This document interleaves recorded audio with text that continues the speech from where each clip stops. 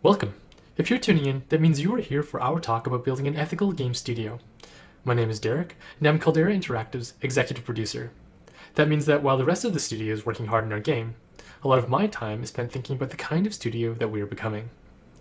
This talk is all about our ongoing journey to become the studio we want to be. We haven't reached our destination yet, but it is important for us to always be intentional about who we are, what we do, and how we do it. Before we dive into our talk, I'd like to do a brief land acknowledgement. We're from Canada, and as settlers, we do land acknowledgements to show respect for our Indigenous peoples and the land on which we live, work, and play. We would like to acknowledge the traditional land on which Edmonton, or Amiskwaciy-Waskaikan, sits. It is the territory of the Treaty 6 First Nations and the Region 4 homeland of the Métis people. It includes the diverse Indigenous peoples such as Cree, Dene, Saulteaux, Nakota Sioux, Blackfoot, Métis, and the Inuit. We acknowledge them, our families, our peers, and our colleagues who have opened doors for us and created a safe and welcoming space. It is here that we live, work, and honor our duty to be good stewards of our studio, our community, and the land. We recognize the opportunity and responsibility that we have to uphold our values and ensure that Edmonton is a place that sustainably provides for us and those who come after us. And with that, I would like to introduce you to Shelby and Jeff, who will tell you a little bit about our studio. Thanks, Derek. So I am Shelby at Caldera Interactive. I am the narrative director, and I would love to kick this off by sharing with you some of our studio values. So our studio mission is to deliver emotionally resonant and memorable interactive experiences to inspire our audiences.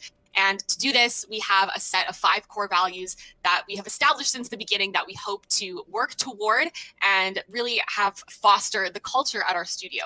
So the 5 are accountability, which is to ourselves and to each other; teamwork, this is in problem solving and creating together; diversity and inclusion, this is in giving everyone a seat at the table and listening to everyone who is there; social good, in uplifting our greater community, because we don't just want to make good games, we want to create a good studio that can give back and pay it forward; and finally, sustainability.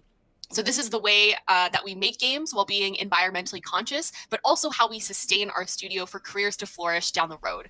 So our studio is built with these values at its core, and it's really our goal to have them shine through in our games as well. And some of what we'll be talking about today is the ways that we are still working toward establishing some of these values and realizing them fully, and some of the ways that we are succeeding in doing this. So we hope to talk to you more about that later. But for now, I'm going to hand it over to Jeff, and he's going to talk about the wonderful team that makes up this studio. Awesome. Thank you, Shelby. I'm Jeff, pronouns he, him. I'm the game director for Caldera Interactive, and this is the wonderful team behind the studio. Of course, you've already heard from Shelby, and you're hearing from me now, but we're also joined by Isael, Derek, Titus, and Mikhail, who make up Caldera Interactive. We've been making games together for many years. We've individually worked on over 20 finished games, including commercial titles ranging from AAA to indie. And we really believe individually and as a team that these values that we've established for our studio are what really set us apart and will help us to make really great products while being kind to each other and building a studio that we are proud of. So we're really excited about what we're building, both the studio and the products that we're making, and we can't wait to share more with you as our development continues. And here's where you can find and connect with us online. In a lot of ways, we built Caldera as a response to some of the challenges we're seeing in this industry. So I'm going to actually ask Mike and Shelby to talk a little bit more about our perspectives around these challenges. Cool. Thanks, Derek. What a great question to start out with. It's not a big one at all.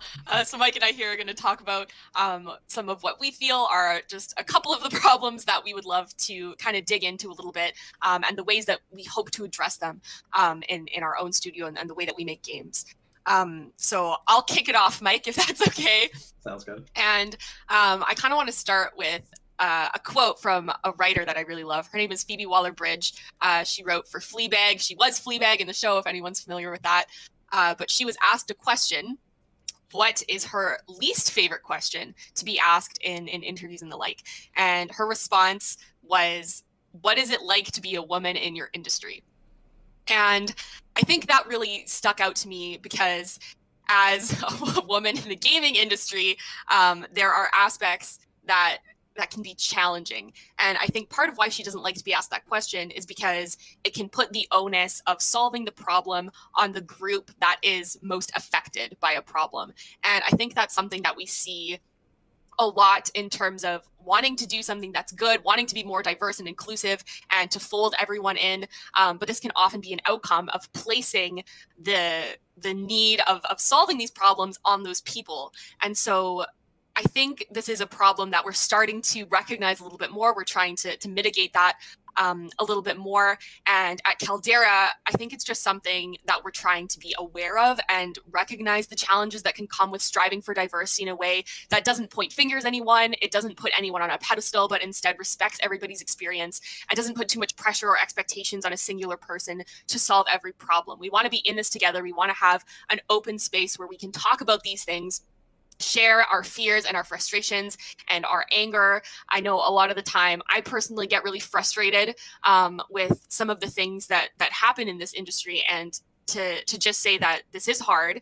It is okay to get upset and to get angry, but the important part is having a team who supports you and is willing to work on these things together. And so that's what we're trying to do at Caldera. That is the ultimate goal, is to create an environment that allows for people to be emotional, to come together, to solve problems, to recognize that sometimes problems are harder to solve than they may originally seem. So here at Caldera, we're not perfect. We don't have like a tried and true formula of how to do this, but we are trying our best, and I think that certainly counts for something. So, Mike, do you wanna talk about some other stuff? Yeah, I love what you just said, and I definitely echo that sentiment. For me, like the thing that I see is that making games is obviously like insanely hard. There are a lot of constraints, such as budget, deadlines, figuring out the what, how, and why of your game. And as teams end up growing, it obviously makes it harder to be dynamic in that sort of decision making. But all these factors can easily contribute to a mad dash to deliver the game that you'd always imagined in your head. The problem there is this rush ends up making it hard for teams to slow down and analyze their processes and making sure its members are taken care of. And in itself, that's the issue that I see. As teams, we need to make sure that we nurture the industry and its employees, making sure that things are made in a sustainable way where we can feel heard and be able to produce our best work. And obviously, we need to make sure that in our pursuit to create the best games, we don't put the product before our passionate developers. We've seen it time and time again where at the end of a project, people feel like they were not heard, or that things just didn't go the way they should have. And so that's a real problem. And looking around to some of my peers that are working in bigger teams, it's really disheartening to see them have to compromise on their mental health, or even having to see their passion diminished because of culture issues in their place of employment. This is an industry that allows you to be so creative, and yet a lot of people enter it feeling that way and then leave it feeling completely disenfranchised. And so that's such a huge problem, and we can't necessarily go on that way. Now, I'm not saying that I have the solution to these problems. A lot of people have tried, but we have to start acknowledging them and fundamentally changing how these teams interact with one another, because there's going to be a breaking point for these bigger teams, and we've seen some of the solution come from smaller teams. But as an industry overall, we need to figure out a more sustainable way to do this, because this can't be it. Well, it's clear that we all have a very clear and abiding love for making games. When we started, we really had to think about the kind of studio we wanted to build together. And so for us, that meant building an ethical studio. So I'm going to throw out this question to all of us. What does an ethical game studio mean to you? This seems like like a no-brainer, but I know that sometimes this can get hard when you're caught up in production. You have an end goal in sight, but it's really just about being kind and having empathy for your team, but also for yourself. And having a space that allows you to do that when something is weighing on you, or you've had a rough time and you can't put in the hours that you thought that you could. Being able to have a space where that is taken care of. And it's not about everybody at the studio being best friends. I think if that happens, that's fun, that's cool. I think here at Caldera, I would say we're all friends with each other. I hope you all nod your heads, because that would be news to me. And I think we're obviously very, very lucky to have that relationship to one another. But I don't think that's necessary for building a caring studio. Really, it's just about seeing each other as human beings, and with feelings, who aren't always at their best, who get tired, who feel burnt out, who have good days and bad days, and being able to respond to those in very human, kind, empathetic ways. Even in the midst of disagreements or stressful situations, coming back to that feeling of care and knowing that you can care for others and you will be cared for in return. I think that's a really powerful feeling, and something that, at least at Caldera, we really try to hang on to. So I hope that others will strive to do the same, and just remember, you don't have to be best friends, you don't have to love each other, you just have to care. Yeah, I mean, this is obviously something we thought about a lot and talked about a lot at the beginning of our journey, and all throughout, really. And what I kind of always come back to is this idea of the Caldera Interactive brand, and why we chose it, and what it means to us, and what it means to me personally. So a caldera is, when you have a volcano with its magma chamber, and it erupts, and that chamber empties out. Sometimes it collapses, and becomes this crater, the spent crater.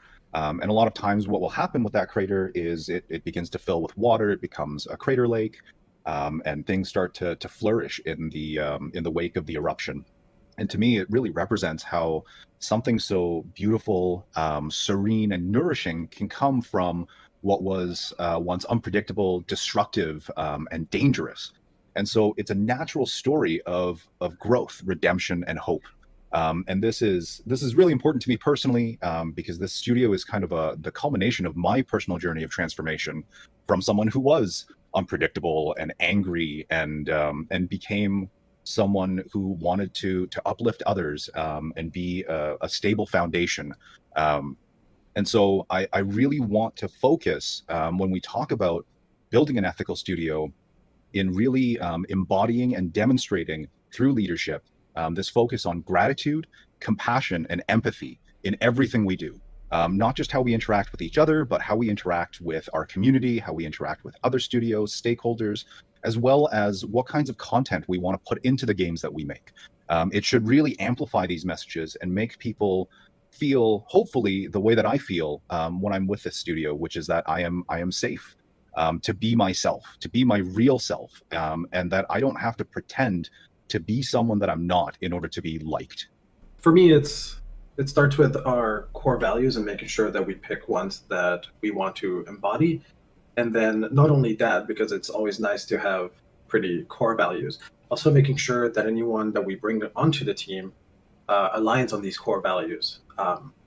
If we start from there and we always make sure that we make decisions based on these values, then we'll always know that we're moving in the right direction.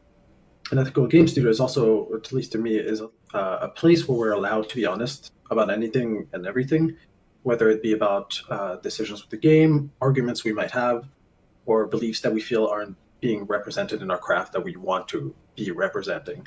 We have to come together and be able to trust that everyone's here to make the best game, best product, best whatever possible.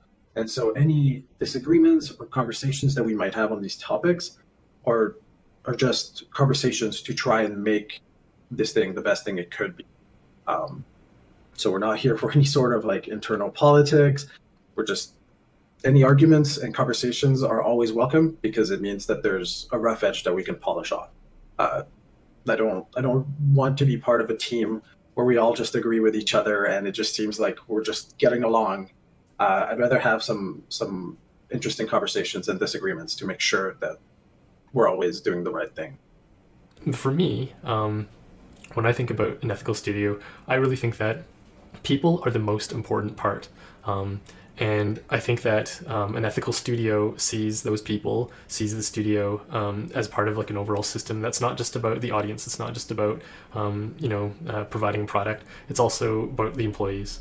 And so I think we talk about labor practices and what's ethical there. Yes, we're a business and profit is important, 100%. But we put people before profit. So our studio has a greater purpose than just simply making our wallets a little fatter. This studio exists to make the lives of our team better, and also hopefully that we're making the world a better place too. You can tell from our responses about an ethical game studio how it really reflects our observations and experiences within the game industry. And as a studio, we put a lot of time and effort into thinking who we want to be. So Jeff and Mike, would you be able to tell us a little bit more about how Caldera works together to live our values? Yeah, absolutely. I think this is again something that we think about and talk about very often. And for me as the game director, one of the things that I always come back to is power dynamics, and necessarily kind of pulled into that is like labor relations.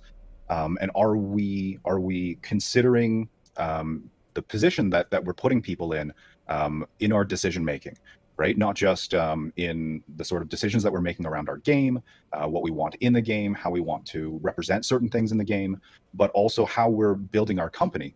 Like Derek said, this is a business, and that means we need to make a lot of business decisions. And sometimes that can be uncomfortable. Sometimes we have to make decisions for marketing or for setting up our success for the future, where we really have to be conscientious about the sort of pitfalls that could be waiting for us, the sort of people or voices that we might marginalize if we're not very cautious and thorough about consultation and making sure that all the voices are heard. So we're really kind of aiming for a co-op sort of experience as far as individual sort of decision-making power is concerned. All the members of our studio are co-owners of the studio. We are all co-founders of the studio. And this was something that was really important to us, that we didn't want just a few people to hold a lot of, I guess, corporate decision-making power, which could also affect the sort of products that we're making. And we're always returning to who we are and how we represent ourselves. We want to be this diverse and inclusive studio, but we have to, again, be considerate, be thoughtful about power dynamics and labor relations there, and what that means for people who have not traditionally had representation and power in these situations. But an example of kind of returning to diversity and inclusion is, we've had conversations about, well, can we really call ourselves diverse and inclusive if we only have one woman on our team? And I'm inclined to say no. So we're always struggling with what do these things mean, and how do we fit within the larger sort of context, not only of the industry, but the sort of larger socio-political context that envelops us, whether we like it or not, and being conscious of the sort of things that are going on in the industry and at large, to be able to remain in conversation with these things and be very intentional about the decisions that we're making.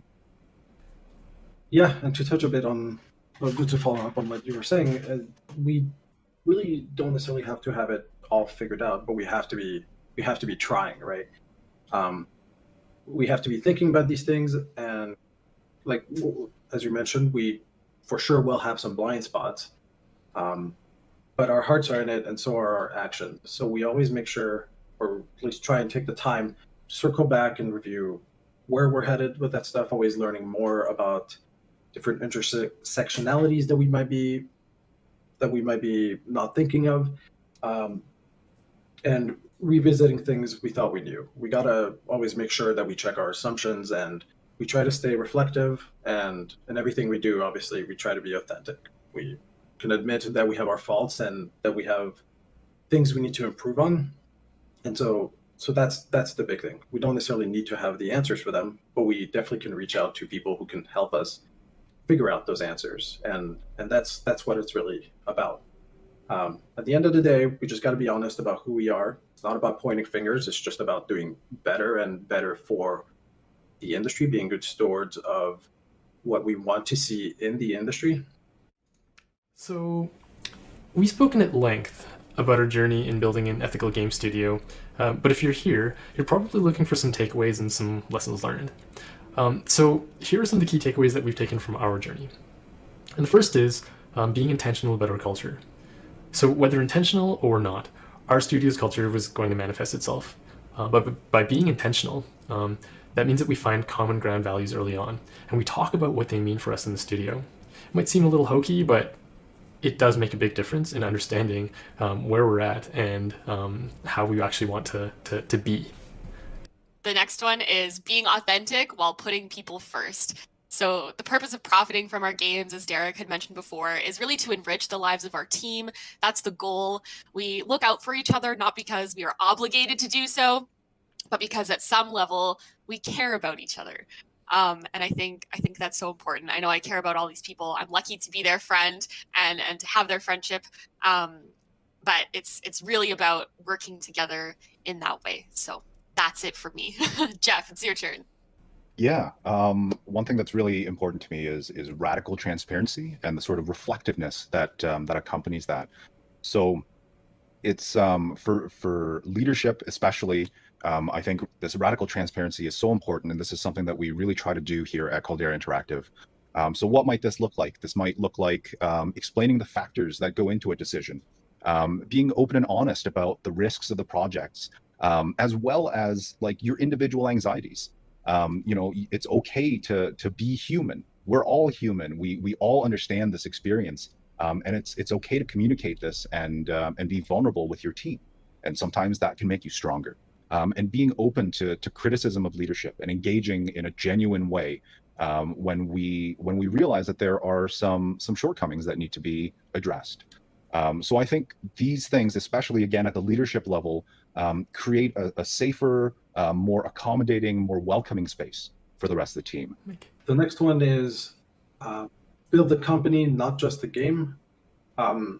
Often the idea might be that you have a game idea, you grab a bunch of people, and you just work on that, and then you'll figure out the next steps later. But many of our mentors have told us that although we might think that we're just here to build the game, our true first order of business should also be to build our company. Our purpose is always to continue to find ways to make our next game and make sure we're sustainable in that way. If we want good long careers in this field, we need to be looking at what is next on the horizon, not simply what's just in front of us. And I think the last lesson that we have is really understanding what true ownership means. And what that means for us is that we are all leaders and owners within the company, as Jeff mentioned, and we're equal owners. And we're all looking out for the company, and we're all looking out for ourselves. And that doesn't mean that everyone has the same role in their management tasks or the things that they do in the company, but it does mean that our focus is around supporting the company. And the company is the people. And so for us, that means that ownership of the company means that we're taking care of ourselves. All right, I hope you've enjoyed our talk about building an ethical game studio. I want to reiterate that although we constantly have our eye on how we are building the studio, we aren't yet where we want to be. So being ethical means being proactive, adaptive, and responsive to changing conditions. And it means that we're constantly reflecting on who we are, what we do, and how we do it. And sometimes it means we make mistakes. We haven't talked about our mistakes today, but we could totally do a whole talk on that. We aspire to live our values fully, but also realize this is an ongoing journey. And that being ethical and being an ethical studio is actually really hard work, but at the same time, it's also very energizing, renewing, and uplifting. So one last thing I'd like to say is that building an ethical game studio can sometimes feel lonely, and it's an environment where putting people first is not the norm. But we know we can't build Caldera as an ethical studio in isolation. And so we've intentionally sought out community, such as Code Coven, and they help us to ground ourselves, to teach ourselves, and to continue the conversation about how we can be better. So if you are interested in building an ethical game studio, hit us up on Twitter. Our Twitter is on screen. It's at Caldera Interact. But it's been an absolute pleasure. So thank you for having us.